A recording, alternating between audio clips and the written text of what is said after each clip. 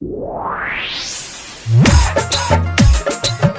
भैया जिंदाबाद जिंदाबाद जिंदाबाद। रंजित भैया जिंदाबाद जिंदाबाद जिंदाबाद। रंजित भैया के सब माई के बेटाई हई और बहिन के भाई हई। सब माई के बेटाई हई और बहिन के भाई हई। जनता के हौसला लड़ी है लड़ाई। रंजित भैया के अब की बारी जीताई। रंजित भैया के जिला परिषद बनाई। रंजित भैया के अब की बारी जीताई।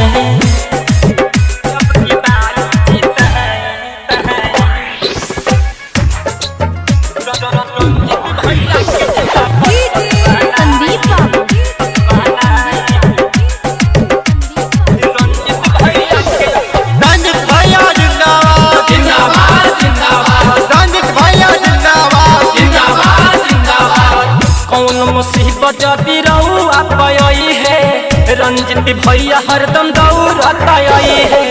कौन मुसीबत जदी रहुआ पई है रंजित भैया हरदम दौड़त आई है। सुख दुख में हरदम साथ निभाई है। रंजित भैया के अब की बारी जीताई। रंजित भैया के जिला परिषद बनाई। रंजित भैया के अब की बारी जीताई।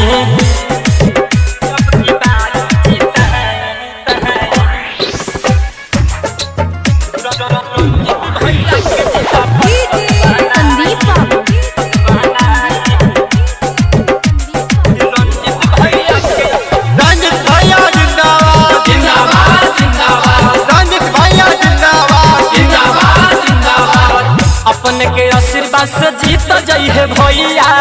कर्मठ से गौआ के चमक है भैया। अपने के आशीर्वाद से जीत जाई है भैया। कर्मठ से गौआ के चमक है भैया। अर्जुन संगम दीपिंदर बापू कहे हाथ जोड़ी भाई। रंजित भैया के अब की बारी जीताई। रंजित भैया के जिला परिषद बनाई। रंजित भैया के अब की बारी जीताई। Recording by